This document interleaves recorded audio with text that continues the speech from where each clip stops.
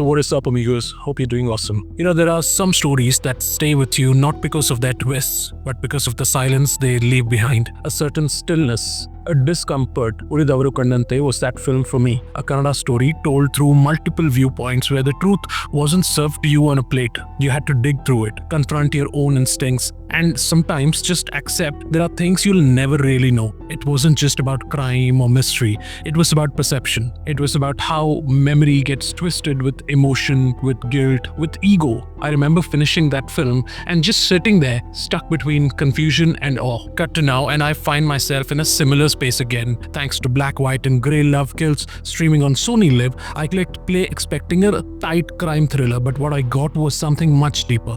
A mockumentary that doesn't just blur the lines between fact and fiction, but completely erases them at times. A series that presents itself like a real investigation, only to make you realize slowly that everything you're watching, every emotion, every confession, every accusation is a performance. And yet none of it feels fake. That's the strange, magnetic power of this show. It draws you into its carefully crafted world of chaos and lets you lose your footing. It makes you believe, and then it makes you doubt. Not just the characters, but your own reactions. Why did you believe one story over another? What made one character feel more trustworthy than the rest? In an age where we're all so quick to decide, to label, to cancel, this series tells you to slow down and sit in the mess. Because maybe the truth is not a straight line. Maybe it's a tangle of emotions, motives, and half-buried secrets. Maybe it's not black, maybe it's not white, maybe it's grey. And this series doesn't just say it, it makes you feel it.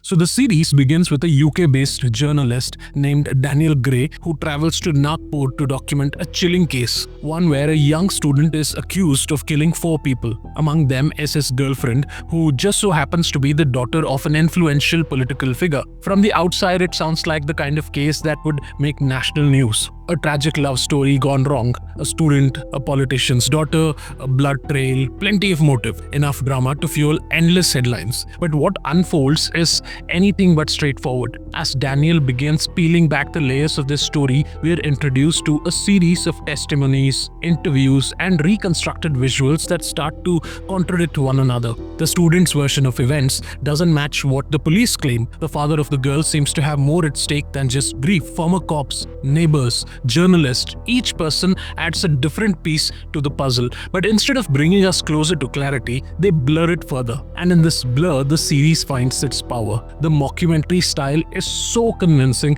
you often forget this is a work of fiction. The interviews feel unscripted, the dramatizations are understated, almost clinical. The camera doesn't try to impress, it just observes. And through that observation, it invites us to become a part of the process, to listen, to guess, to judge. But with every episode, your judgment shifts. What you believed at the end of the episode 1 won't survive past episode 3. And by the time you reach the end, you're no longer trying to solve a mystery. You're just trying to understand people, which is in many ways a harder task. The heart of the series lies in its performances. Mayur More, who plays the accused student, doesn't go for dramatics. He gives us a performance that just sits on the edge of expression. He doesn't beg for sympathy, he doesn't project guilt, he simply exists, like a real person caught in the middle of something far bigger than himself. That neutrality in his body language, that calculated hesitation in his eyes, it stays with you long after the screen fades to black. Palak Jaiswal, playing the daughter of the politician and the lover lost in the chaos, brings a haunting mix of strength and vulnerability. Her performance is all in the pauses, in what she chooses not to say. You find yourself watching her as closely as you listen, trying to catch the tremble beneath her words. She's the kind of character who may be protecting someone or hiding something, or maybe both, and that uncertainty makes her completely magnetic. Tigmanshu Dhulia, as expected, delivers with restraint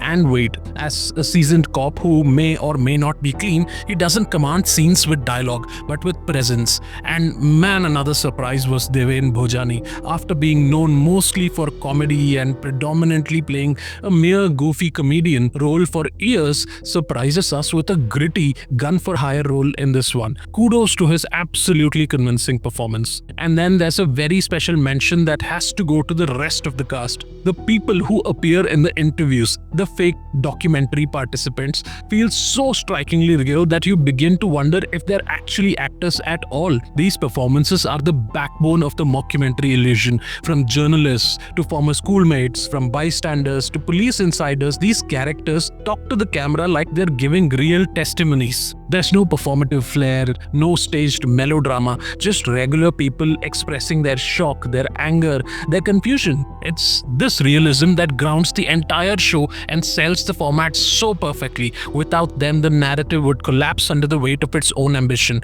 With them, it absolutely thrives. Pushkar Sunil's direction is daring, but never for the sake of gimmick. He trusts his audience. He knows they'll keep up. He doesn't over-explain or spoon-feed, and in today's OTT space, that's almost revolutionary. The mockumentary format could have easily felt like a stunt, but under his vision, it becomes a tool to immerse us deeper. It's not just about how the story is told, it's about how we receive it. The camera work is deliberately handheld and intimate, making you feel like you're part of the crew documenting this case. The use of lighting, the silence between the dialogues, the hesitant pauses during interviews, even the color grading, it all adds to the authenticity. There's no background score manipulating your emotions, just the story, raw and unfiltered. The pacing too is measured. It doesn't feel rushed. It lets you sit with uncomfortable truths, allows the unease to simmer, and that's what sets it apart. It doesn't move fast because it's not running from anything. It wants you to stay in the discomfort. This series could have just been a good thriller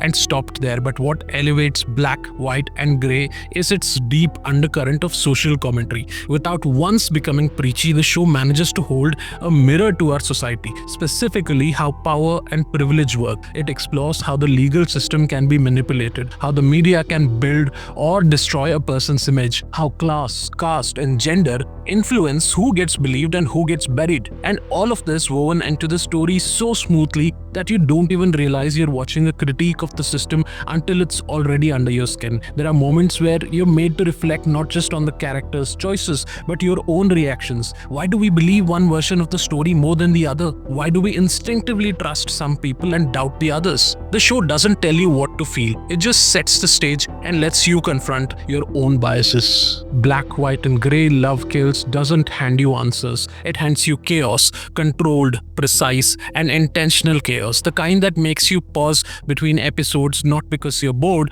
but because your mind needs a minute to absorb what you just saw. It leaves threads dangling not because it's lazy, but because it understands that real life rarely wraps up neatly. This isn't a show that you can recommend to just anyone. It demands patience, it demands reflection, but for those willing to go there, it rewards you with a richness of thought that very few shows manage to deliver. It's not entertainment in the traditional sense, it's a cinematic conversation about perception, power, and the gray zones we try so hard to ignore in real world. We live in a time where opinions are loud and instant, where the truth is often whatever trend goes viral first. And in that noise, a series like Black, White and Grey stands still and quietly asks, are you sure you know what really happened? It doesn't try to impress you, it tries to unsettle you. And that to me is far more powerful. If Ulidavaru Kandante taught us that multiple truths can exist at once, Black, White and Grey takes that thought and applies it to our current world, where narratives are twisted every day, where facts are edited for headlines, and where justice often comes last.